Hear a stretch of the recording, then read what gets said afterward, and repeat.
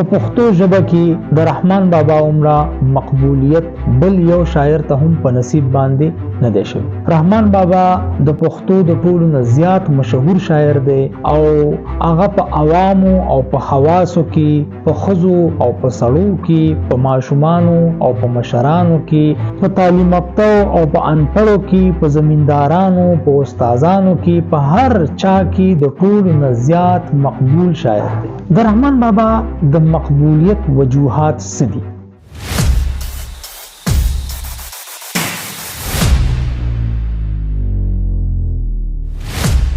د رحمان کلام په غوږ د بې هنرو لکه در په لاس د طفل هسې خوار شه. بسم الله الرحمن الرحیم. زه معلم افضل او زه په خپل چینل معلم نامه کې تاسو ټولو ته هرکلی وایم. قدرمنو، په پښتو ژبه کې چې څومره غټ شعرا پیدا شوي دي، په هغه ټولو شعراو کې چې کوم یو مشر ته، کوم یو انسان ته، کوم یو کس ته د ټولو نه زیات عوامي مقبولیت ملو شوی دی، هغه عبدالرحمن بابا دی. قدرمنو، عبدالرحمن بابا په کال 1042 هجری کې یعنی 1042 هجری کې په پیښور بهادر کلی کې پیدا شو. قدرمنو، د رحمان بابا د ذاتی ژوند په باره کې مونږ سره ډیر زیات معلومات نشته. رحمان بابا په کال 1138 هجری کې وفات شوی دی او په هزارخوانه کې د هغوی مزار دی. قدرمنو، په پښتو ژبه کې د رحمان بابا عمره مقبولیت بل یو شاعر ته هم په نصیب باندې نه دی شوی. رحمان بابا د پښتو د ټولو نه زیات مشهور شاعر دی او هغه په عوامو او په حواسو کې، په ښځو او په سړو کې، په ماشومانو او په مشرانو کې، په تعلیم یافتو او په انپړو کې، په زمیندارانو، په استادانو کې، په هر چا کې د ټولو نه زیات مقبول شاعر دی. د رحمان بابا د مقبولیت وجوهات څه دي؟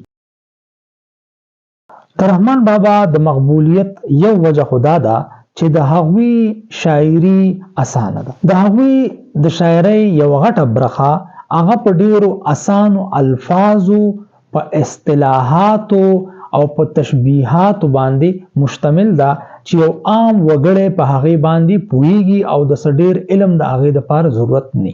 دویمه وجه د رحمان بابا د شاعرۍ د مقبولیت دا ده چې د هغوی شاعري خوږه ده. د هغوی په شاعرۍ کې خوږوالی دی، یو نیچرل اټریکشن دی پکې، هغه سړی ځان طرف ته متوجه کوي.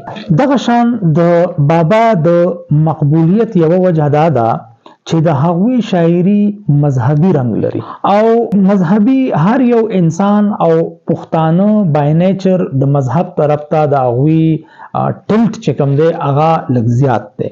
نو د هغوی میسج، د هغوی پیغام، د هغوی د شاعرۍ رنګ هغه مذهبي دی.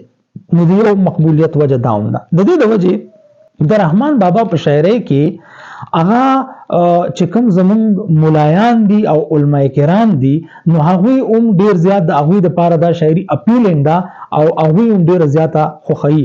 او زه دا خبره اکثر کوم چې د رحمان بابا د شاعرۍ چې کوم سپیشلیسټ دی نو هغه مولانا امیر بجلیګر رحمت الله علیه دی. هغوی چې کوم کمانډو د بابا په شاعرۍ باندې، نو هغه تاسو ضرور وورئ، په یوټیوب باندې تاسو سرچ کولی شئ، نو تاسو به د هغې نه پوره مزه واخلئ.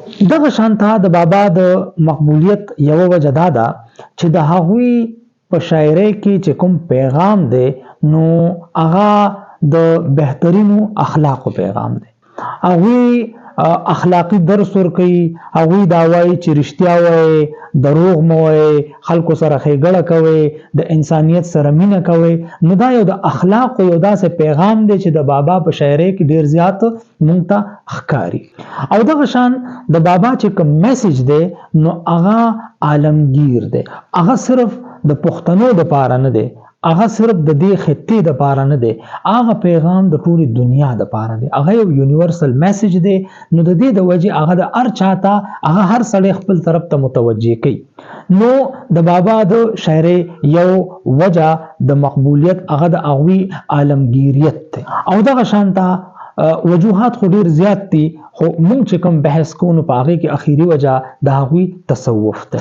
د رحمان بابا صوفیانه کلام په عوامو او په خواصو کې یو شانته مقبول دی او هغه داسې پیغام دی، هغه داسې شاعري ده چې د هر چا په زړه باندې اثر. قدرمنو، دا خو مونږ هغه وجوهات ویل چې کوم د رحمان بابا د مقبولیت سبب دی. اوس په مونږه د رحمان بابا یو څو صوفیانه شعرونه تاسو ته وړاندې کوو. رحمان بابا فرمایي چې نور حاله د محمد و په جهان کې، نور حاله د محمد و په جهان کې چې بوی نو د ادم او د حوا. یعنی د دې شعر مطلب دا دی چې په دنیا کې لومبي انسانان چې کوم دي هغه څوک دي؟ حضرت آدم علیه السلام او حضرت حوا علیه السلام. دوی د دنیا د ټولو نه لومبي انسانان دي، دا په دنیا کې پیدا شوي دي. او د رسول الله صلی الله علیه وسلم پیدایش چې کوم دی هغه خو څو زره کاله پس دی د هغې نه پس. خو شاعر څه وایي چې د آدم او د حوا د هغوی د پیدایش نه ډېره مخکې د رسول الله صلی الله علیه وسلم په عالم ارواح کې د هغوی نه مخکې پیدایش شوی، چې د آدم او د حوا په دنیا کې لا بوی هم نو. مطلب پیدایش خو ډېره لرې خبره چې د دوی بوی هم نو په هغه ټیم کې هم د محمد صلی الله علیه وسلم نور په دنیا کې موجود. دغه شانته په یو بل شعر کې رحمان بابا فرمایي چې مطلب و مدعا د سړي خدای شي، چې مطلب و مدعا د سړي خدای شي، ناست ولاړ یې هم واړه عبادت شي. دا خبره مونږ اکثر داسې اورو چې حضرت علی رضی الله عنه نه یو کس تپوس وکړو چې تاسو وایي چې مونږ مسلمانان 24 غنټې عبادت کوو، نو تاسو اوده کېږئ نه، تاسو خوراک نه کوئ، تاسو د دنیا روزګار نه کوئ. نو هغوی ورته وفرمایل چې زمونږه خوب عبادت دی، زمونږه روزګار عبادت دی، زمونږه ناسته ولاړه عبادت دی، که هغه په هغه طریقه باندې وشي کومه چې رسول الله مبارک صلی الله علیه وسلم موږ ته ښودلې ده. نو دا شعر که موږ وګورو نو دا بالکل د دې خبرې تفسیر دی چې مطلب و مدعا د سړي خدای شي، ناست ولاړ یې هم واړه عبادت شي.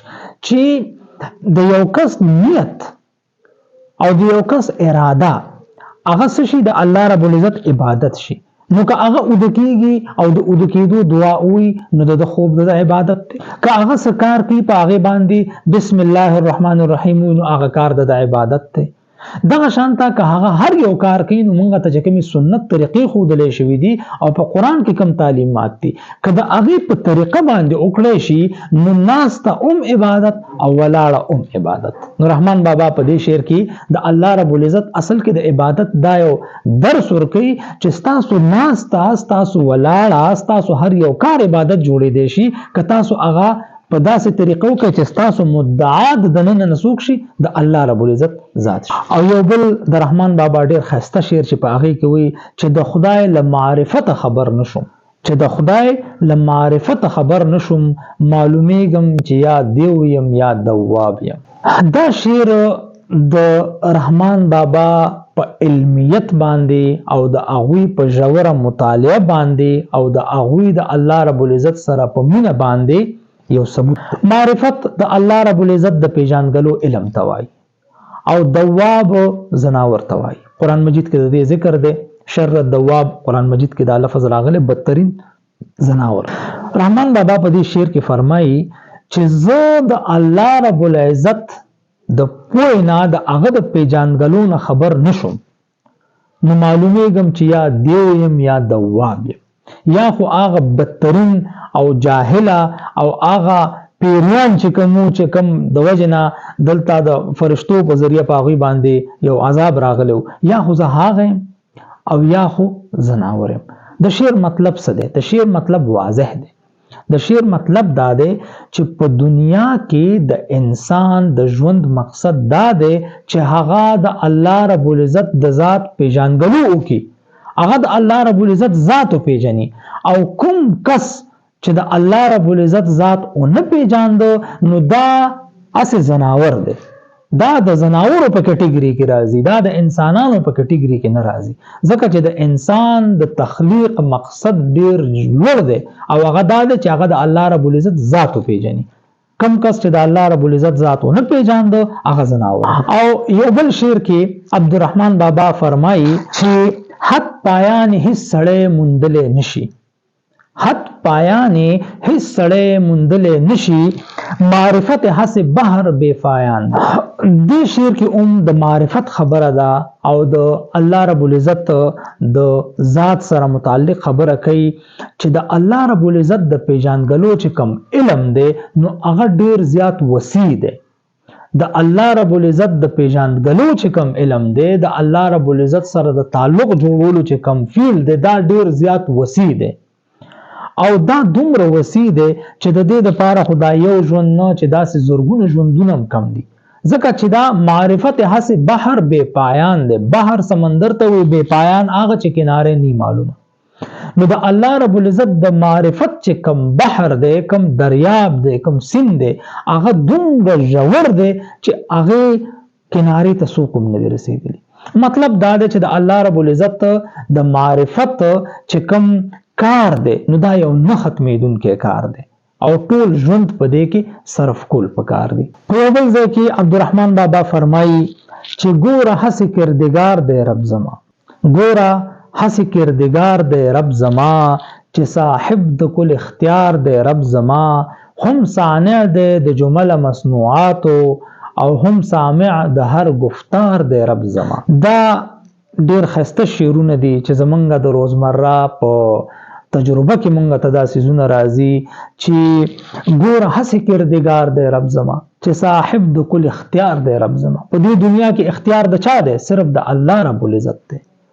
په دې دنیا کې چې کوم څه کیږي نو د الله رب العزت په اذن سره کیږي. نو سوچ چې صاحب د کل اختیار دی رب زما، زمونږ چې کوم اختیارات دي هغه ډیر زیات محدود دي. هغه به د یو کوره پورې، هغه به د یو تحصیل پورې، هغه به د یو ضلع پورې، هغه به د یو صوبې پورې، هغه به د یو ملک پورې محدود دي. او د الله رب العزت کائنات ډیر وسیع دی او په هغه ټولو کې بادشاهي د چا ده؟ صرف د الله رب العزت ده. نو صاحب د کل اختیار دی رب زما، هم صانع دی د جمله مخلوقاتو او هم سامع د هر گفتار دی رب زما. په دنیا کې چې کوم څه جوړ شوی دی نو صانع ویلی شي کاریګر ته. د دې کاریګر څوک دی؟ دا الله رب العزت دی. که زه پیدا کړم لقد خلقنا الانسان فی احسن تقویم او افلا ينظرون الى الابل كيف خلقت، چې تاسو د اوخانو تم نه ګورئ. بار بار قرآن مجید د دې نه ډک دی او الله رب العزت خپل ذات په خلکو باندې د خپل مخلوقاتو په ذریعہ باندې پیژني. چې تاسو اسمان ته وګورئ، ځمکې ته وګورئ، میږي ته وګورئ، ماشي ته وګورئ، نو دا څه دي؟ هم صانع دی د جمله مخلوقات. چې څومره څه دي دا چا جوړ کړي؟ الله رب العزت. او هم سامع د هر گفتار دی رب زما، چې کوم څه زویم نو د هغې اورېدونکی څوک دی؟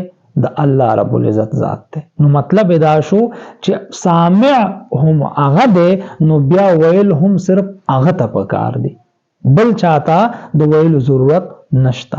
ځکه چې مونږه ویل خو ډیره لرې خبره ده چې کومه اراده زمونږ په زړه کې پیدا شي نو د هغې نه هم خبردار څوک دی؟ د الله رب العزت ذات. قدرمنو، د رحمان بابا د صوفیانه شاعري اخیری 2 بیتونه ز تاسو سره شریکوم چې که صورت د محمد نه پیدا کړي به خدای نه ودا دنیا او کل جهان د محمد پر وی پیدا شه، محمد د تمام جهان ابا. نو دا شعر چې مونږ کله لومبه شعر ویل چې نور حالت د محمد په جهان کې چې دوی نو د ادم او د حوا، دا د هغه سره بالکل یو تړلی شعر دی، هم معنی شعر دی، هم موضوع شعر دی چې که صورت د محمد نه پیدا کړي به خدای نه ودا دنیا. نو دا خو په دې کې ډېر بحث دی، خو زمونږ خپل ځان دې ټایم کې ریسټریکټډ ساتو صرف د دې شعر پورې چې شاعر فرمایي چې دا دنیا کومه پیدا شوې ده نو دا الله رب العزت د محمد صلی الله علیه وسلم لوجه پیدا کړی ده او که د محمد صورت نه پیدا نو الله به دا دنیا نه پیدا کړي ځکه چې ویل شي چې د رسول الله مبارک صلی الله علیه وسلم نوم چې کوم دی هغه د دنیا د کائنات او د عالم ارواح د پیدایش نوم په لکونو کال مخکې په عرش باندې لیکل شوی نو شاعر وایي که صورت د محمد نه پیدا کړي به خدای نو دا دنیا که پیدا ده نو دا د محمد صلی الله علیه وسلم لوجه نه پیدا ده کل جهان د محمد پر وی پیدا شه محمد د تمام جهان ابا نو دغه شانته وی دا کائنات دا جهان چې څومره پیدا شوه دی نو دا د رسول الله صلی الله علیه وسلم په وجه باندې پیدا شوه دی د دې د وجه نه هغه د دې مشر دی قدرمنو زما امید دی چې دا شعرونه به تاسو په دې پوه شوم او دا بس تاسو خوښ شوم د رحمان بابا د شاعرۍ چې کوم دوه نور اړخونه دي یعنی دا وی اخلاقی او عشقیه شاعري هغه به ان شاء الله موږ پر روانه ویډیو کې تاسو ته وړاندې کوو که تاسو دا ویډیو خوښ شوي نو دا ویډیو ځان سره لایک کړئ دا کمنټ کې تاسو مونږ ته وایي دا چینل تاسو سبسکرایب کړئ او د نور مرګرو سره شریک کړئ ډیره مننه د الله پامان